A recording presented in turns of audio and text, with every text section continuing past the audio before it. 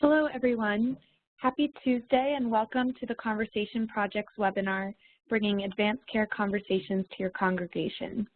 Thank you, everyone, for joining us today. We're really excited to bring the Conversation Project to you and to learn a little bit more about many of your congregations over the next few weeks.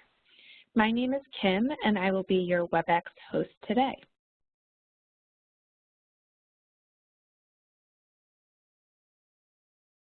While we're waiting for everyone to join us, I'd like to run through a few WebEx tips and tricks. If you have a question or comment at any point during the call, please feel free to type it into the chat box at the bottom of your screen and select Send to all participants. If you would like, you can practice using the chat feature now. If you had an opportunity to have a conversation with someone since last week about what matters most to you, please tell us in the chat. By relationship, who did you have the conversation with? Your girlfriend or father, a colleague at work, or your spouse? Be sure that your chat is set to reply all. We'll give people a moment to chat in.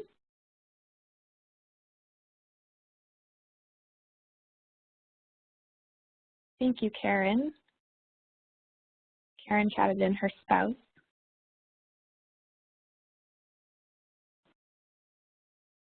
And he said, can we talk about something else? Great, so you can continue to chat in and practice that chat function. You can also raise your hand icon, which is located on the right-hand side, and we'll call on you to voice your question. If you're having any difficulties throughout the webinar, please select Chat to Host, and I'll help you out. Before we dive right in, we want to know where people are joining us from. To get a sense of where we're all located, please point to where we're calling in from on the map. To do this, you'll see an arrow key in the upper left-hand corner of your screen, right above the WebEx presentation you're currently viewing. Click on the arrow key and then select on the map where you're located.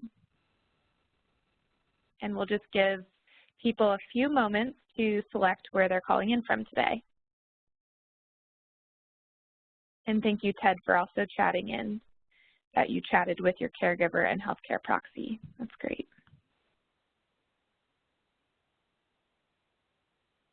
Great.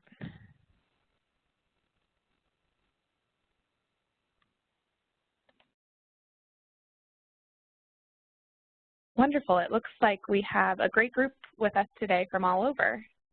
This is very exciting. And with that, I will pass it over to Rosemary Lloyd to start us off today. Thank you, Kim. I appreciate your being on our WebEx host tonight. And good evening, everyone. It's so wonderful to be with you again this evening. I am Rosemary Lloyd. I am the advisor to Faith Communities for the Conversation Project. And I've been working to develop this material to share with people like you who are interested in bringing advanced care conversations to their religious or faith communities. And it's a joy to know that so many people from so many communities, as we're seeing on our map, are engaging in this work of transforming advanced care planning conversations and interested in bringing these intimate conversations into their faith communities. Places where courage and faith can uphold us as we enter into the mature spiritual practice of embracing the reality of our mortality. A place where generosity and compassion can be called to the fore to bless these intimate and crucial conversations. So thank you for making time in your very busy lives to join us tonight. As a reminder, this call is being recorded, and the recording and accompanying slides will be sent to you in a follow-up email from the Conversation Project by Thursday. So those of you who may be attending and listening by phone, you won't miss anything. We will send those slides to you as well. Ultimately, we will archive this series on our website so you can return to the call or share it with members of your team in the future. It's just not a functional feature yet, so please rely on the emails that we send you to archive the calls for yourself.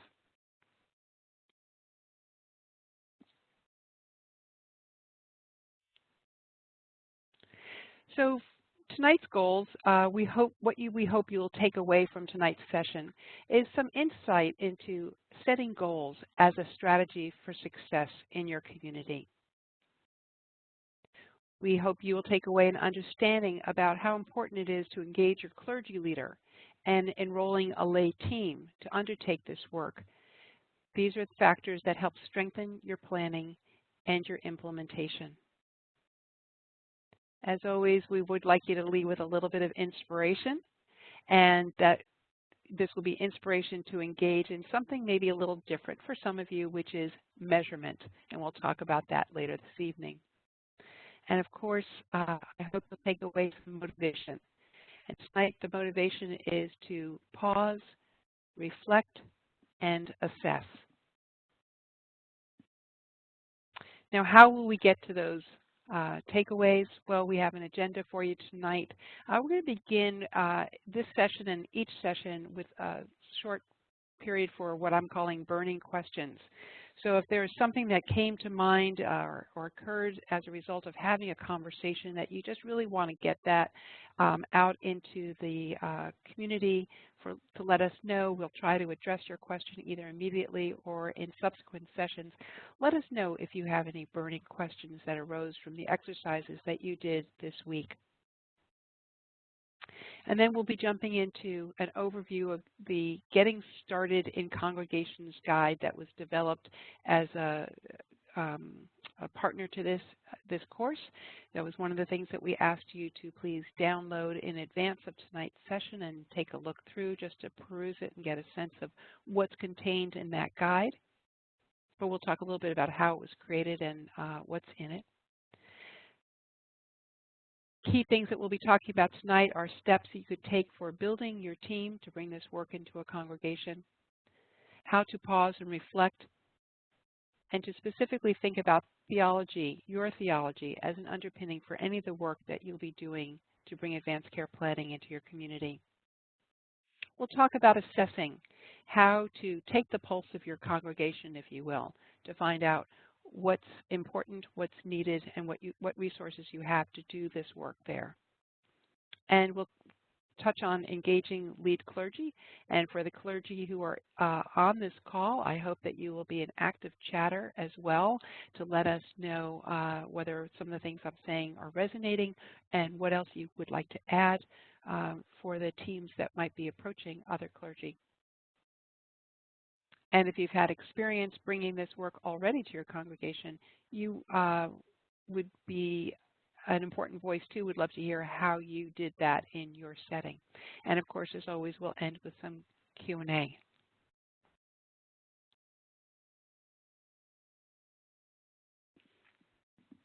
So let's begin with some burning questions. Feel free to use the chat if you have a question that arose out of using the Conversation Starter Kit yourself, or having a conversation about what matters most to you. Please enter it into the chat, and we'll aim to weave answers into tonight's presentation.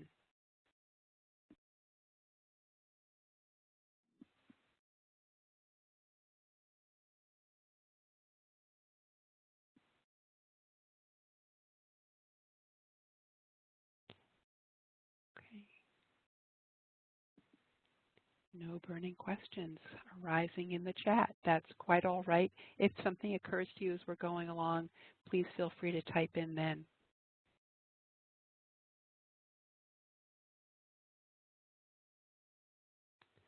Ted Karp is asking how to manage conversations startup in a community of over 65-year-olds. That's a great question, Ted, and I really hope that we'll be addressing that for you a little bit beginning tonight and through the rest of this call series.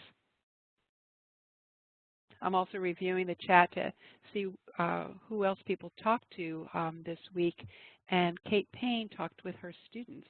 I'd really be interested to hear more about that as we go along, Kate, because I'm depending on what age your students are, I think a lot of us would be interested in knowing how it was received by that age cohort.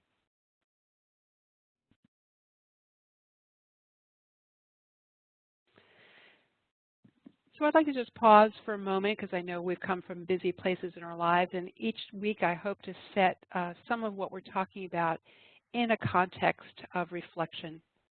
And tonight there's a slide up for those of you who are on the phone with a few quotes from different religious texts and or sources. And I just want to share with you these three. From Exodus, honor your mother and father. From the Quran, treat your parents kindly and with humility. And from the Unitarian Universalist Association, their first principle says, we affirm the inherent worth and dignity of every person. And the question for reflection that we're posing is, how do we honor, treat kindly, or uphold dignity without having important conversations that impact quality of living and of dying? I once heard a rabbi give an introduction to a conversation starter kit workshop at his synagogue, and he used the text that we began with, honor your mother and father. And while his talk offered a variety of insights, the one I remember all these years later is his point that if we want to respect someone, we ought not make assumptions. Asking sincere questions, listening with a non-judgmental mind and a compassionate heart, these are acts of respect. We cannot respect someone by guessing what they want. We need to talk. We need to have the conversation.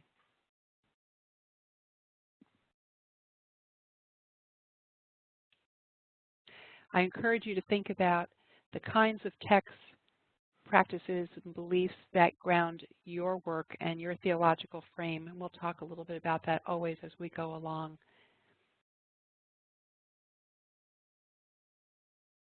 I want to address something that Jeanette May has asked, that one of our participants completed the kit, she says, but it didn't have a lot of questions to insert information about their faith.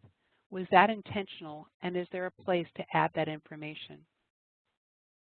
The answer, Jeanette, and I think it's an important one for everyone to know, is that that was intentional.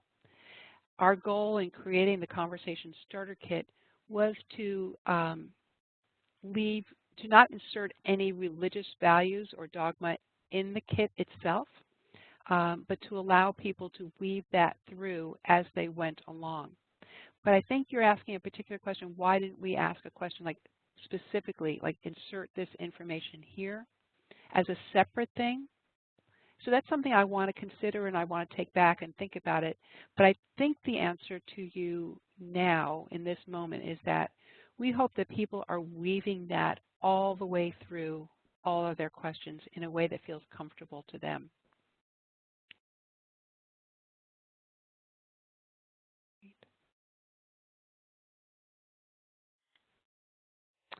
So we created this Getting Started guide for congregations. I mentioned last week that the Conversation Project itself considers itself a content provider in many ways. We have a variety of starter kits to help people have a conversation.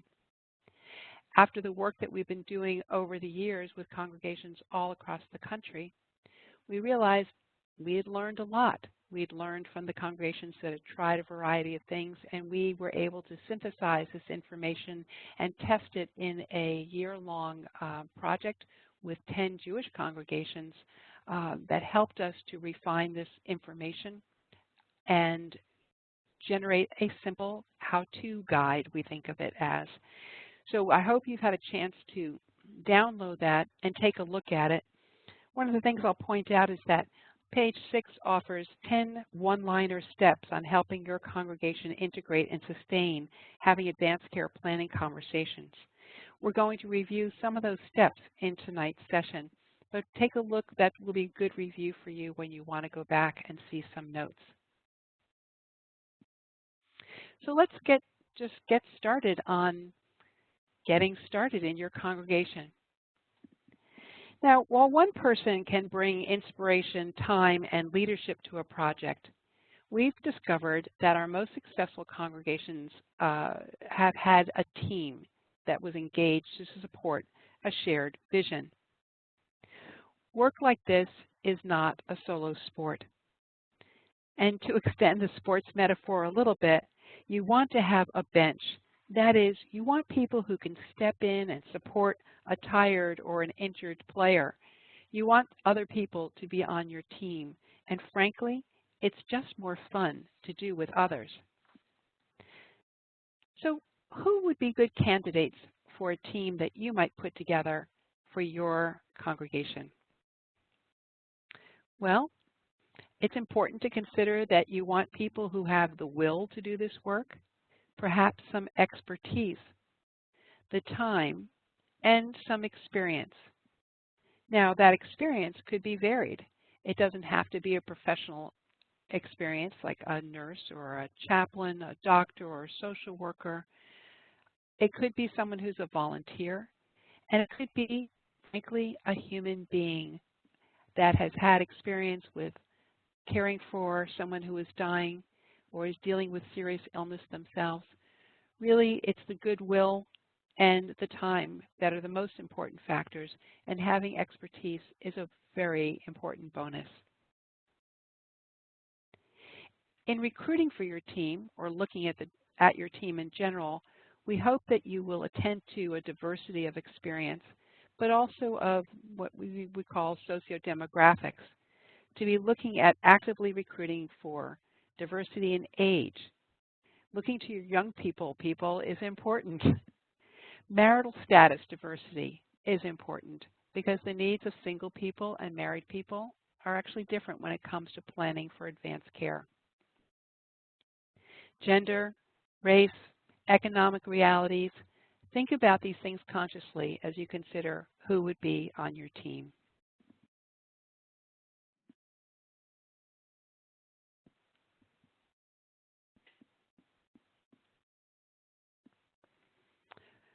In addition to some of the things I've just mentioned, in identifying your team or your partners, you want to consider the stakeholders who will stop, let, help, or make this work happen. Asking questions is important. Who will make sure this work gets done? You know that there are doers out there. You want them to be on your team. Who can help you and support you even though they're not actively engaged?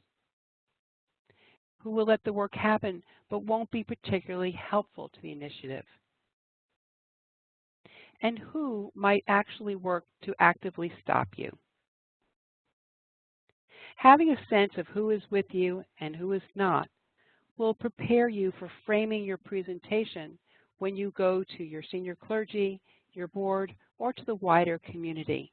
You have thought of these things and be able to address them with your team to articulate why this is important. So sticking with being on a team, what builds and strengthens your team? Something we encourage is to pause and reflect together. I once heard a joke about why people come to a weekly worship service or join a church or a synagogue because they want to find meaning and relationships, and we give them committee meetings and coffee hour. So I like to think about whenever a new team is coming together to work on something important, you want to find a way to develop your relationship amongst yourselves. So you could begin by creating a context or a frame for why bring advanced care planning conversations to your congregation. Consider what beliefs, teachings, and traditions undergird your commitment to integrate advanced care planning conversations in your community. What beliefs, teachings, and traditions undergird your commitment?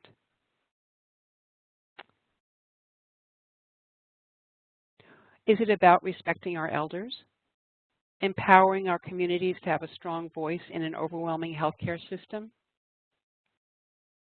engendering compassion, or building courage in the face of fearsome matters?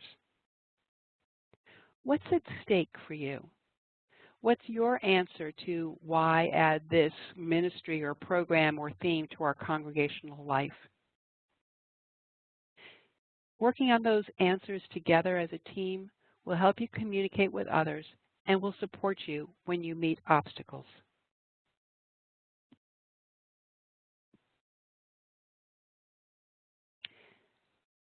Also, as a team, we encourage you to exemplify the work of the Conversation Project. Start at the beginning, as some of you have already. Have the conversation yourself first. We assert that there is no way to lead this work without doing the work yourself. And also, to strengthen your team, come together and share your what matters most thoughts and feelings with one another. As you meet to plan, take a question or a group of questions from the starter kit to begin your work and do a round of sharing. This will turn your gatherings for planning or teaching or evaluating into relational meetings. Be an example of what's possible in doing the work of congregational life. It really can be about deepening relationships, finding friendships for the journey, along with making good things happen.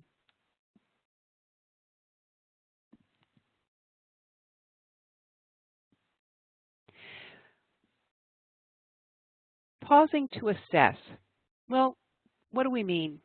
Now that you have a context for why do this work, it would be important to gain some understanding of what is going on or has gone on in your congregation to date.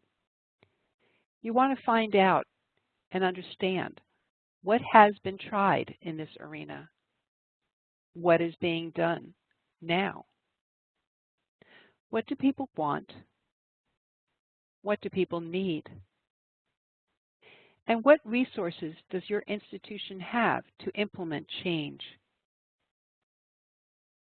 Some of those resources are people, will, space, time, communications channels, expertise, and funds.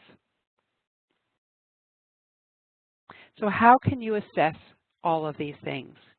Well, ask questions. Ask your clergy. Ask elders or people who seem like they know some history of your community. And consider doing a survey. That's what the project leaders at Temple Beth Hatfiloh in Olympia, Washington did. They built their questions, had them approved by their rabbi, and then ran the survey in the monthly newsletter and a weekly e-news vehicle for a couple of months. Not only did they get some clarity about the topics that people were really interested in learning more about, the survey alerted people about an opportunity to get involved, and it helped them recruit more members for their team.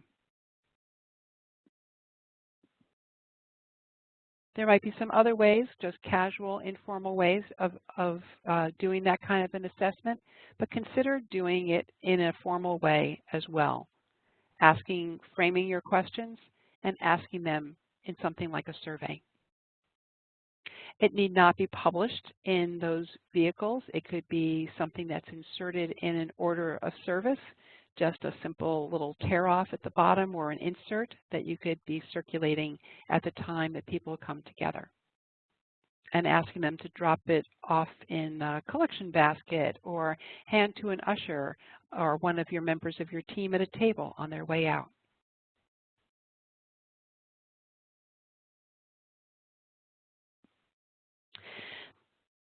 The congregations that have had the most success in fusing and sustaining the Conversation Project and advanced care planning activities have had the full support of their clergy leaders and key allies. So we encourage you to set up a face-to-face meeting with your clergy to listen to their questions and concerns as much as to share your enthusiasm and commitment to this project. Clergy definitely want to hear from you about your interests, and they want to be able to have their questions and concerns addressed. When I was serving a busy congregation in downtown Boston, I often received calls from wonderful nonprofits that want to share their great resources with our people. I loved their energy, and yet I confess that my reaction was often that I felt I already had so much to do programs we were already running, projects our denomination was encouraging, innovations and improvements we had our own ideas about introducing. It was actually difficult to think about how to fold another agenda, even a really good one, into what we were already doing. But if I heard about prospective work arising from a lay leader who has a team that's willing to work on it, well, that was just a lot easier to give my blessing to go forth. Perhaps I still had a job, a role in all of this. For example, preaching on an important topic like the practice of nonviolent communication. I may need to clear a path so that our administrator could find time in a calendar and room assignments. But I knew that I could trust a team to run the program, something that was valuable and viable, had great content, and was an important practice for the community. So go ahead and share your commitment and readiness to plan, implement, and evaluate the new programming you're proposing. Give your clergy an overview of the well-regarded materials you plan to use. For example, share the conversation kit. Offer to walk through it with them, highlighting what you perhaps found particularly helpful. Even in setting up your meeting, an invitation to please let's set up this time, you can include a link to the Talking Matters in Congregations video and to the starter kit. If by the time you have your face-to-face meeting, they haven't had a chance to look at the video, perhaps be prepared with it loaded on a laptop to show them during your meeting. It will take less than 4 minutes of your meeting time, and they'll have a chance to hear from other clergy who found this material important. And be sure to leave a copy of the starter kit behind for them to take a deeper look at. Remember, your clergy leader doesn't have to be the one doing this programming, but they must be able to support it and can support it by offering sermons, being prepared to talk about serious illness as part of pastoral care. They may offer to write a newsletter article or make announcements heralding the work. Their endorsement in some kind of public, visible way will contribute to the success of your efforts. Now, you may receive an enthusiastic, let's do it, or a milder, let me think about it, or let's take this to the board. That's a good start. And while you don't want to get way ahead of yourselves without a firm endorsement, you can still move to a step of setting an aim for what you want to achieve.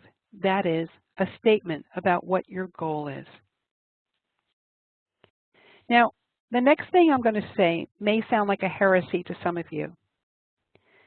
Often we are very eager to get out there and encourage everyone to have advanced care planning conversations, get all their paperwork in order and their funerals planned, and do it right now, if not yesterday. But I'm here to encourage you to take a breath, because I want you to consider starting smaller than you first imagined.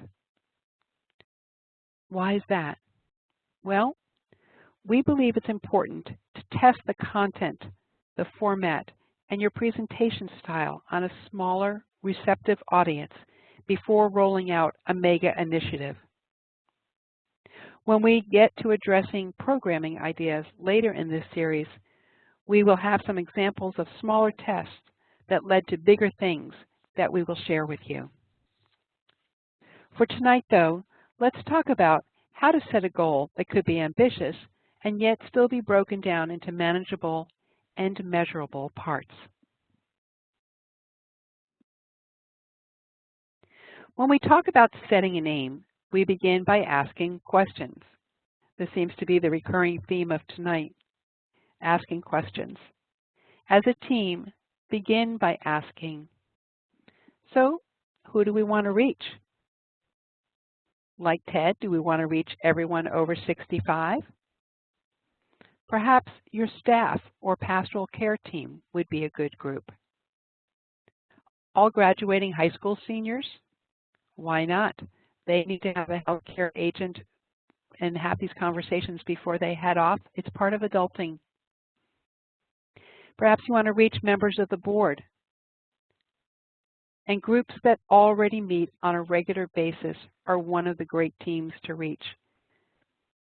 They're already gathered, they're already invested in the community, they already know each other a little bit.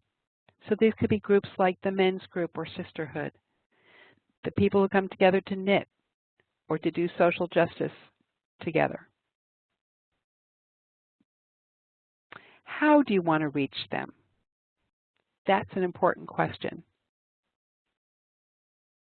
Ask a member of the clergy to give a sermon. That would be a way to reach a lot of people all at once with a message that we want to begin this work in our community. Perhaps you will be writing an article for your newsletter. But if you do, please remember your audience. If you are aiming to reach people over 65, is digital communication the way to go in your community? Or does something need to come in the mail or be printed in an order of service or the bulletin, something on paper? Another question to ask is, by when? Setting up a time for reaching your aim is essential. By having a time frame, you can gauge how you're doing towards that goal and adjust your activity and your expectations as you hit time milestones at 3 months or 6 months or 12 months. Where do we think we should be by that date?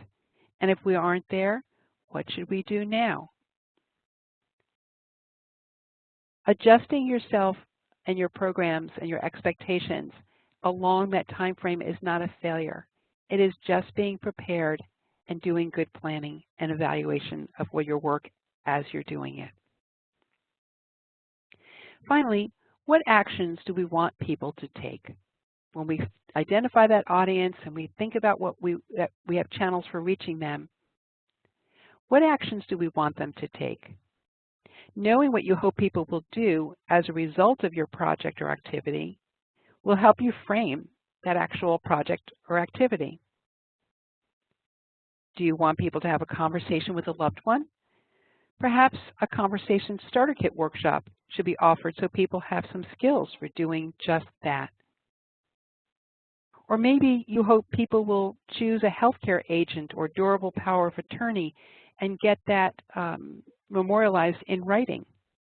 Then our activity would be, let's make sure we have those forms on hand when we plan a panel on healthcare decision making with having a lawyer or an ethicist, a healthcare professional present to talk about those things. Here's the information, here's the action. We're setting that up for success for meeting the action and results that we hope to attain. So let me give you some examples of how we might consider setting or stating your goal or aim. Let's say your goal would be to engage 50 members of the congregation to have a conversation with a loved one. Who are these 50 people? That's one of our questions. Who do we want to reach? A specific 50 group people. So they may come from existing groups or committees that are pre-formed audiences that are already meeting on a regular basis. We suggest that you refine the parameters of your audience to keep your early tests for implementing something new small. So in that 50 group of 50, you might create a parameter that's like, we want to engage 50 members of the congregation who are 65 and older to have the conversation with a loved one. How will you reach that group? So there are a variety of channels and activities that you could consider. You might want to identify some of those very specifically.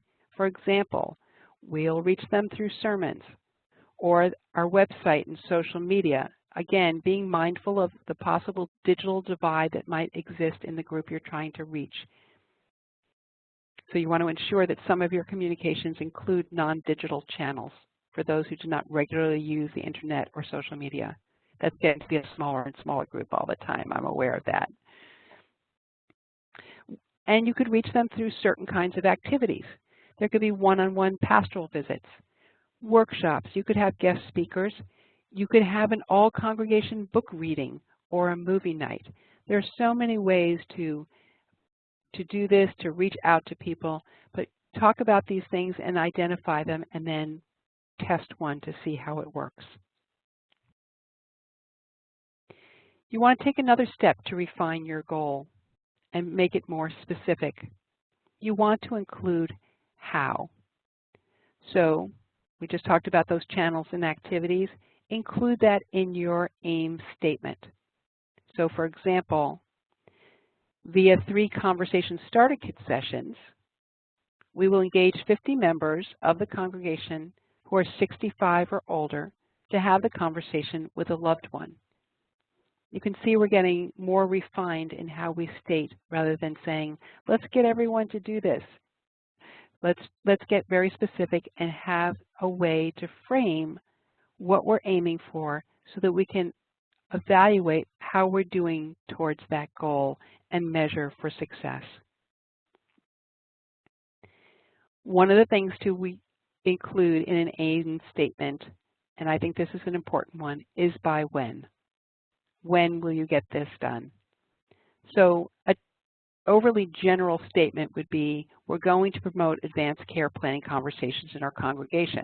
That's what we want to do, but let's get clearer about how we're going to do that, who we're going to talk to, and by when are we going to do it.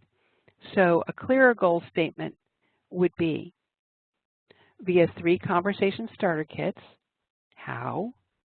We will engage 50 members of the congregation who are 65 or older.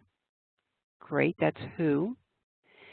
To have the conversation with a loved one, that's what we want them to do, by April a year from now.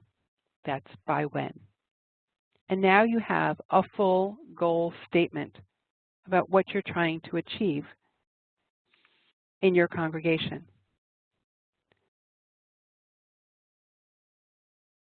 Let me just say another word about measurement, or repeat myself actually, because I feel like sometimes we can't say this too often. We establish goals so we can aim to reach them, right? Anyone who's ever tried to lose weight, you kind of have an idea in mind. I want to lose 5 pounds, I want to lose 10 pounds. That affects how you will go about doing that. How many calories will you be cutting, or how much more activity do you need to be putting into your plan? Measuring helps you assess your progress and your success. Now, we're not going to be, for those of you who are joining this call and are from, say, a healthcare setting, we know that sometimes you have more complicated measurements that you have to do.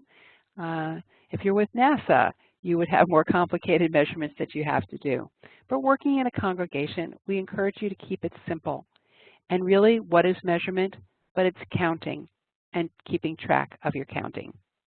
For example, how many people attended a sermon about the importance of having the conversation? How many people registered to attend a starter kit workshop? And how many people actually attended the Conversation Starter Kit workshop? Just looking at the gap between those 2 counts, how many people registered and how many people attended, will lead you to be asking some questions going forward. Maybe going back to the people who registered originally but didn't attend, finding out why. Not because you want to hound them or make them feel bad, but to let them know you're just trying to improve how you communicate with people, or the time that you offer this session, or just understand what are some of the obstacles people wanted to overcome. Are there things that you can do in the future to help overcome them and have a better turnout?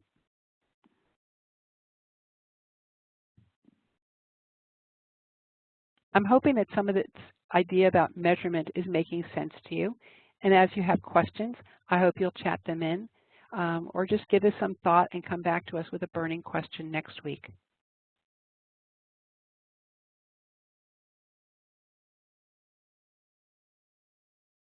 Another possible way of doing some measurement to understand how you're doing and whether or not the work that you're doing and making all this investment in is having an impact and moving the dial for change in your community.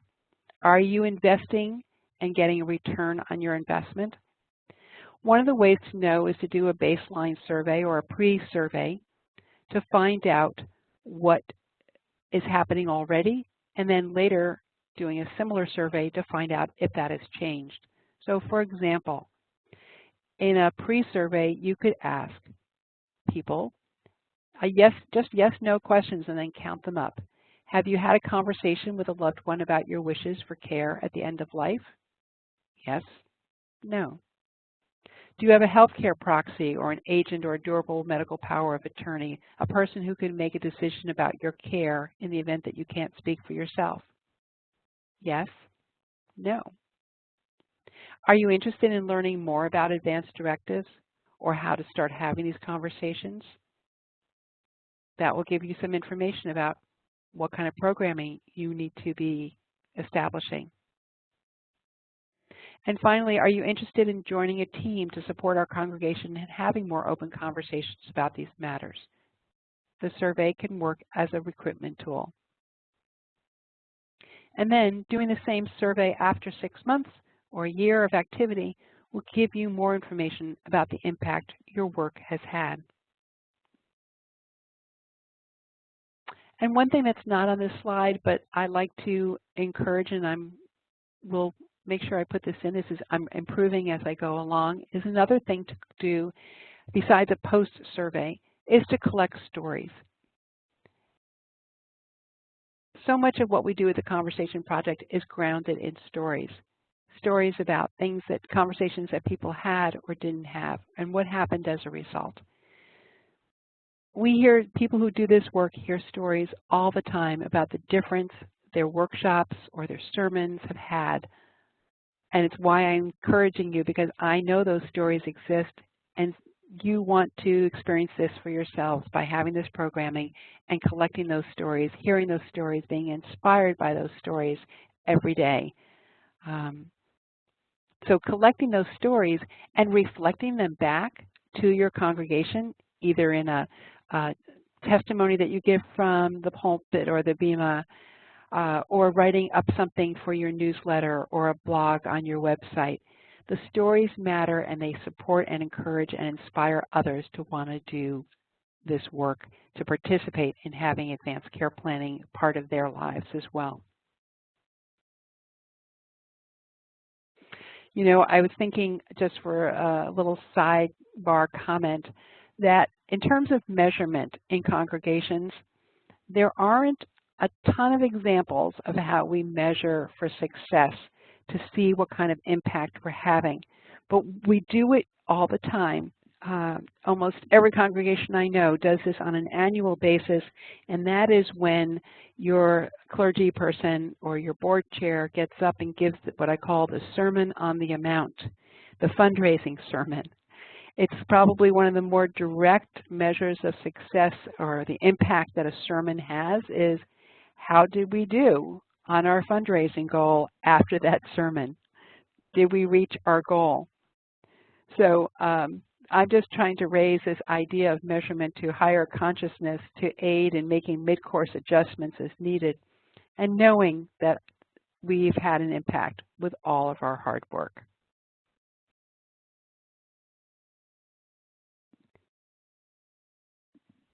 So it's been a little quiet on the chat, but I would like to pause now and give people an opportunity to ask questions or make comments in the chat so that we can share as a community kind of what's going on for you right now, or things you want to be sure that we either clarify for you in our next call or amplify in some way. So I'm going to pause now and invite comments or questions in the chat.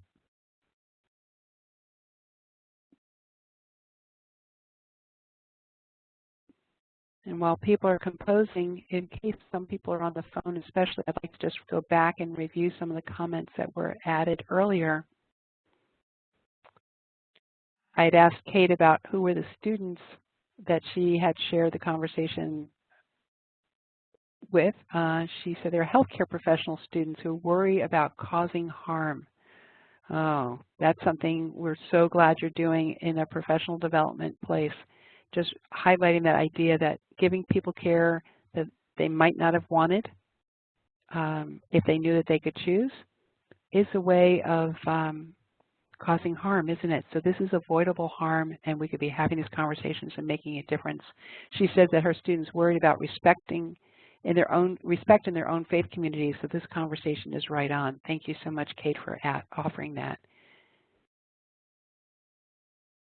If we're going to be providing care, we certainly want to be doing it in a way where we're connecting with people and respecting them in all of their humanity, and that does include their values, their faith, their culture, and traditions.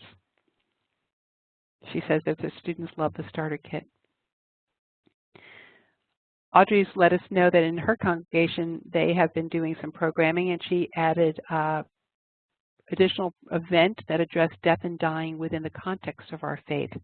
I think that's so important. We talked about that a little bit on our first call, that whenever you want to be sharing this in a group, in a congregation, to invite your lead clergy or scholar or ethicist, someone who's respected in your community, to offer a theological frame for why we do this work in the context of our faith. What are the teachings? Who are the exemplars? What are the practices and traditions that we follow? Things that give us the courage, the moral courage, to have these conversations and embrace this deep spiritual practice.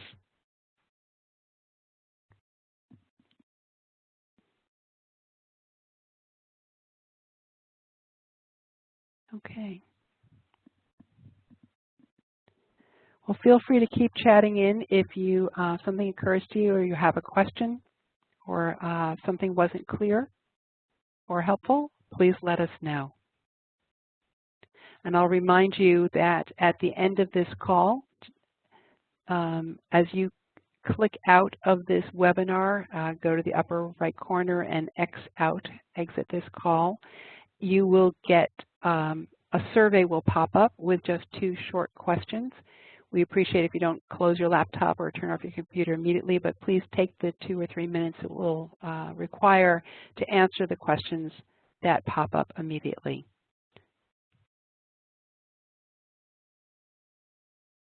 Paul has just asked if we could give a little information about extended directives. We can certainly point you in the right direction about that, Paul, and where your resources are. But I won't be able to do that tonight. And Audrey reminds us to try to give everyone the opportunity to ask questions first. Okay. I'm actually going to call on Audrey. Kim, I don't know if we can unmute Audrey for a moment, Audrey Marsh, and let her speak directly about the success that they had at their congregation and how key it was to have buy-in from their priests as part of their planning. Is that something you're able to do, Audrey? Am I unmuted? You're unmuted. Please go ahead, Audrey. Okay. Yes, planning was key for us. And Rosemary had asked me to say something about planning. One of the major parts in our planning was getting our priests engaged. And we were surprised because a lot of other congregations did not have the enthusiasm that our priests had. But we have 4 priests in our parish, very different personalities and backgrounds and cultural backgrounds, because we have a Spanish priest, a Nigerian priest, and our pastor and assistant pastor. And the unbelievable response from them was actually doing a Sabbath Sunday that we tied in. The first year we tied into Lent, and this past year we tied into Advent sermons. And each got up and tied it not only to the reading that day, but they also got up and told personal experiences. They told about having priests who hadn't done the planning themselves and knowing the person in the archdiocese who had to deal with that, and the families and the chaos it caused sometimes. One talked about how they routinely go to the hospital for the sacrament of the sick, and family members are agitated and have no idea what to do because they have never talked about it, and they want the priest to make the decision for them, and they have to say, no, I can't do that. Mm-hmm. They talked about their parents' deaths. They talked about good deaths. They talked about the deaths of people who were alone from their personal experiences. And in both years, the response, the registrations were overwhelming after those homilies because people got it. They were so effective at making sure that people understood the need. And it was actually their homilies. We came up with the name for our ministry as Gift of Peace because it was the message that they presented in their homilies that actually gave us that idea. And it's developed into a whole new ministry in the parish. We ran 3 workshops the first year, and we did 2 associated panels. We wanted to give people additional information so they'd be informed in order to have those conversations and understand what they wanted to convey. And then this year we had 2 workshops, and then we had individual presentations on specific topics that were requested in the feedback surveys we handed out last year. We planned for 50 people, just like Rosemary said in the planning. Between the 3 workshops and the 2 panels, we had a total of 900 attendees. And and this year we figured we'd have lower numbers, but we're at about 400 attendees for the program so far this year. So we've received feedback that is amazing. So the big thing was the planning. We put time and effort into that planning, and we got our priests engaged in it. So. Thanks so much for that testimony, Audrey. So let me just push a little bit on the question of, so you started with a smaller idea. Did you test any of your presentations with any smaller groups before you got, did you have 900 people at one event, or was this at multiple events over time? It was over 5 events. But over 5 events. What we did in the beginning, we had a hard time finding a group at first that was willing to test it because that was before the homilies. And we found a group that belonged to a marriage encounter group that had gotten together 25 years ago, and they've been meeting once a month as couples ever since, and they have speakers come in routinely. So we requested to be one of their speakers, and it was couples, and we asked them to give us feedback on our presentation. And we did a slightly shortened version of the workshop to fit into their timetable. But they gave us the most effective feedback because they had so many speakers come in, and they were all in the 60s age group. And we revamped exactly, like our timetable and how we handled the discussion times and what we included and what took longer, and just completely revamped that workshop before the first one. And okay, that was really helpful. Okay, great. I appreciate your clarifying that, because I think everyone would be in awe, be so excited to have 900 people attend their events, but I do want to highlight that you did start small to go big. And we only planned on 50 because we we were told from day one, expect 10 to 20 people at each workshop. Mm-hmm. But, you know, I think it's just, I say the planning was a large part of it because we took a lot of time to plan instead of just jumping in. Okay, great. Well, thank you so much for sharing that. As I say, stories are so important, and we hope to include more of those as we go along in this series so you can hear directly from people who have tried some of these ideas, and you'll know that you can go back to them as well, I hope. So I'm just taking a look at our other comments in here. Ted Karpf reminds us to Paul's question about advanced directives that there are different conditions set in different states, and there are a variety of websites. Ted, if you know some in particular that you like, we would love to see them, and we will also collect some things to put in our follow-up email to people. We know that Medicare has some sites, and we list some also in the back of our Conversation Starter Kit guide. And Meg tells us that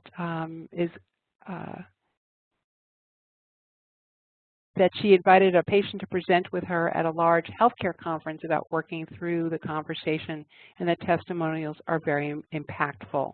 Those stories and what a difference it made to someone are incredible. Some of them are life-changing. And Jeanette wants to know if Audrey would be willing to share some of their materials.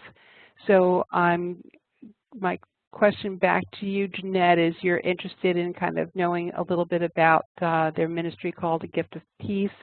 I think, Audrey, you're open to us sharing that. We have a copy of that original flyer, for example. Would that be okay? Yes, Gift of Peace. We can, Audrey, if you can just chat back to me and let us know if sharing that brochure would be okay with you. We'll get that out in the follow-up. So friends, I want to just wrap up because we're getting close to our finish time. Each session we have some action and accountability activities for you, or homework for you to be considering working on between this call and next. So the thing I'll encourage you to think about this week is if you were to get started in your congregation or your setting, who might be on your team? I'm not saying you have to recruit your whole team, just be thinking between now and next week. So who are some of those people I might be reaching out and having, giving an invitation to? Doing a little bit of an assessment. What are the communication channels for reaching people in your congregation? Just starting to make a list, a note for yourself about all the different ways that people get information in your setting. You might be surprised at how various they are. How might you assess what's already happening? Who do you want to be having conversations with? Can you ask them those questions about what's been done? What are we doing now? And let me just remind you that if people say, oh, we tried that years ago and it didn't work, don't take that as a door slamming in your face. It might feel like it, but so many things that have been tried before can be tried again. The timing could have been not quite right, or the team wasn't right. Don't be afraid if you get that answer. Just have it in your back pocket. Know that that's part of the story. And perhaps you'll consider setting up an appointment to talk with your lead clergy or the appropriate ministry team to begin talking about this idea. And again, it's not that this has to be done, that you have a meeting and accomplished between now and next Tuesday, but perhaps you could set up a meeting time between now and, you could make that appointment, sorry, and it could be happening sometime after this call, after you've gotten all the information.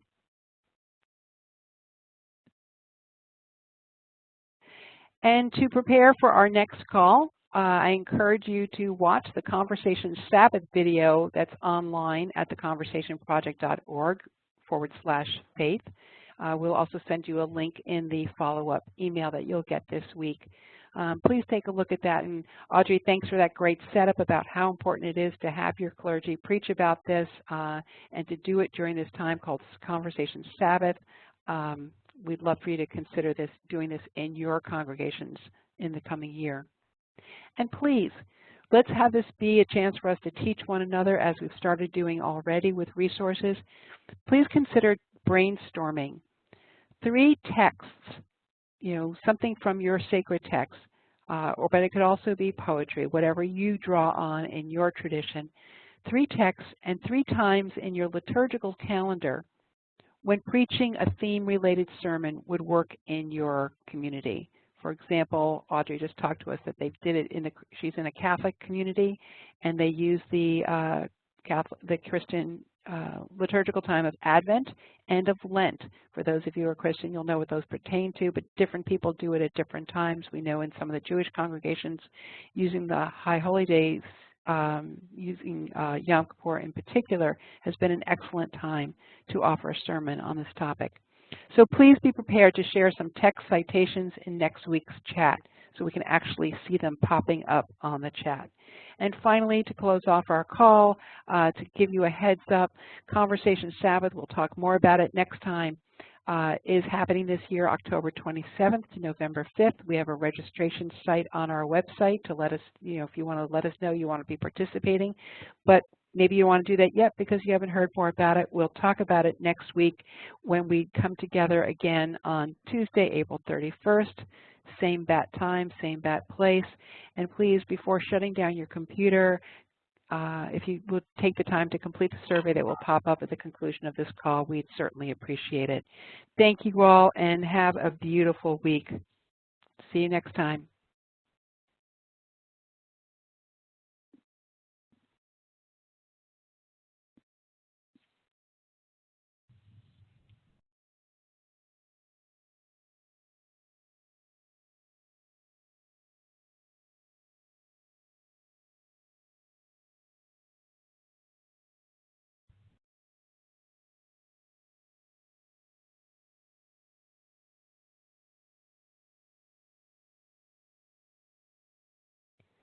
Oops, thanks for that correction. I don't know how this got slipped through. There is no April 31st. It is May 1st. Thank you. I'm calendrically dyslexic. Thanks, Jeanette.